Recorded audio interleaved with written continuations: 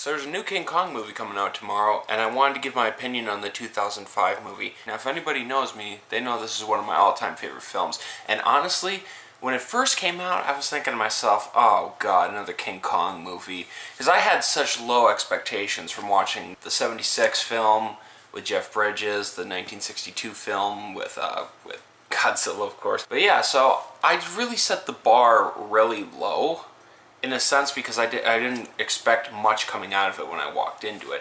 But when I did, even at the young age that I was at, it blew my mind away. The visual effects were just phenomenal. And I didn't even know who Peter Jackson was.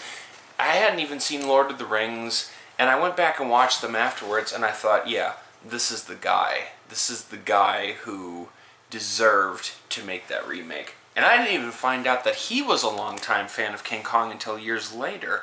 He had such a passion for filmmaking because of the 1933 King Kong that eventually, when they gave him the reins, he pretty much had his own creative control over the film, which is very rare nowadays because in Hollywood it's such a collaborative process when you have big studios coming in with filmmakers.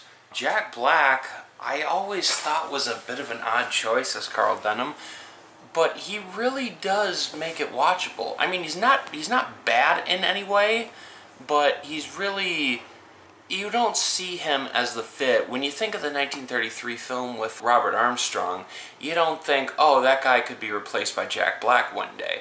I'm not saying his performance was bad, but it was a little off-putting. Naomi Watts is great, Adrian Brody is great, but let's talk about King Kong. King Kong is, wow, just look, wow. That is the work of art. Andy Serkis, who did the capture motion work for Gollum, comes back for Kong, and they get the details right, down to the scars and the blood. You know, this movie probably wouldn't have worked with practical, and I could see it working with practical back in '76. But visual effects were made for films like this. When he's fighting the three T-Rexes, how else would that have been pulled off with practical?